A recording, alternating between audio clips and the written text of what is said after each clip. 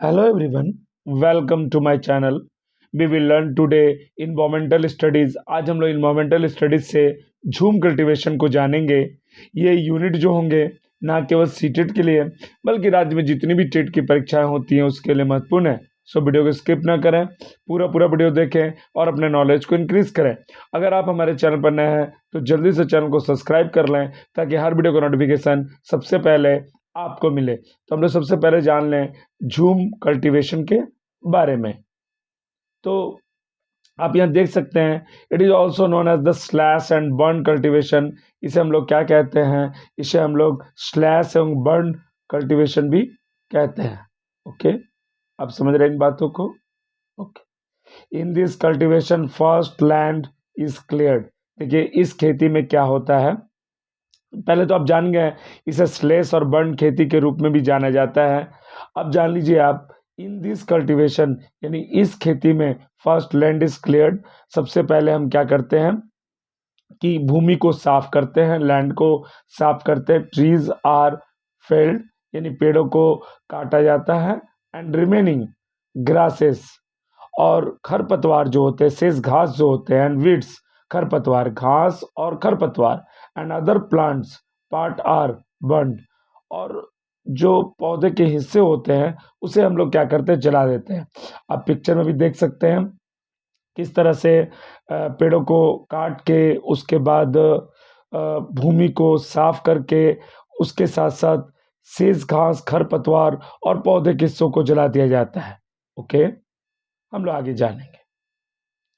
Then farming और cultivation is done on this burn field. देखिए उसके बाद क्या होता है, जो फार्मिंग होता है और कल्टीवेशन होता है वो कंप्लीट हो जाता है ऑन दिस बर्न फील्ड, यानी जले हुए जो खेत पर खेती हम करना शुरू कर देते हैं। Burning of plants makes the land fertile. देखिए पौधों को जलाने से भूमि की उपजाऊ बढ़ जाती है, फर्टाइल शक्ति उसकी मिक्स हो जाती है, बन जाती है। And provides all the essential nutrient the two soil, यानी जले हुए खेत पर खेती के लिए तो हम जमीन को उर्वरक बना ही लेते हैं, इसके साथ साथ पौधों को जलाने से भूमि की जो उपजाऊ बनती है और मिट्टी के सभी आवश्यक पोषक तत्व मिलने लगते हैं। आप देख सकते हैं इस पिक्चर में दिखाया गया है किस तरह से जले हुए खेत पर खेती आप जब करते हैं तो पौधों को जलाने से भूमि की उपजाऊ बनती है और मिट्टी को सभी आवश्यक पोषक तत्व मिलते हैं। ओके, इन बातों से आप अवगत हो गए। हम लोग आगे जान लें। For 2 or 3 season farming is done, after that new area is cleared for farming. देखिए इसमें होता क्या है, 2-3 सीजन तक हम फार्मिंग करते हैं, इज डन आफ्टर दैट, इसके बाद न्यू एरिया इज क्लियर्ड। अब 2-3 मौसम तक खेती की जाती है, इसके बाद खेती के लिए नया जो क्षेत्र है उसे साफ किया जाता है ना? आप समझ रहे हैं इन बातों को? New area is cleared for farming. अब पिक्चर में देख सकते हैं किस तरह से इसे जलाया जा रहा है, नए नए खेत ढूंढे जा रहे हैं। और करीब इसका मौसम जो होता है वो होता है 2 to 3 सीजन फार्मिंग इसमें होती है। This of farming is mainly done in states of Mizoram. देखिए इस प्रकार की जो फार्मिंग है वो कहाँ की जाती है, इसे अब अवगत हो जाए।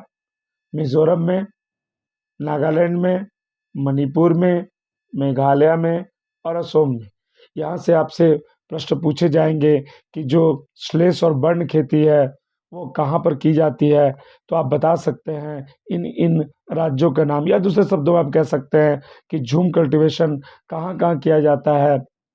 तो आप कह सकते हैं मिजोरम और नागालैंड, मणिपुर, मेघालय और असम में। यहाँ पिक्चर आप देख सकते हैं किस तरह से खेतों को जलाकर उसकी उर्वरक शक्ति बढ़ाकर खेती की जाती है।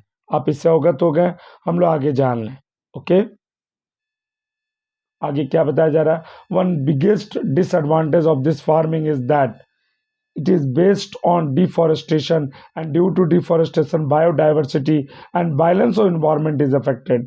देखिए सबसे बिगेस्ट जो हानि है इस फार्मिंग का वह है that is based on deforestation. इसमें क्या क्या आता है, पेड़ों को काट दिया जाता है, इस खेती का सबसे बड़ा नुकसान है ये वनों की कटाई पर आधारित है। और वनों की कटाई कारण क्या होती है, जैव विविधता जो होती है, देखिए यहाँ लिखा हुआ, due to deforestation biodiversity and violence of environment is affected.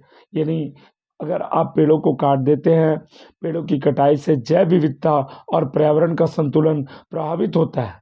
Okay, अब देख रहे हैं किस तरह से पेड़ों को काटा जा रहा है और खेती का प्रयोग किया जा रहा है। आप आगे जान लें। In this farming land is only lightly dug, no deep ploughing is required. इस फार्मिंग में लैंड को क्या किया जाता है, लाइटली डग, हल्का सा खोदा जाता है। No deep ploughing is required, इसमें क्या होती है, गहरी जुताई की आवश्यकता नहीं होती है। Use of fertiliser and pesticides are less and more than one crop can be grown at one time. देखिए सबसे बड़ी खासियत इसकी है कि गहरी जुताई की आवश्यकता नहीं होती है, उर्वरक और कीटनाशक का उपयोग इसमें कम होता है और एक समय में एक से अधिक फसलें आप उगा सकते हैं।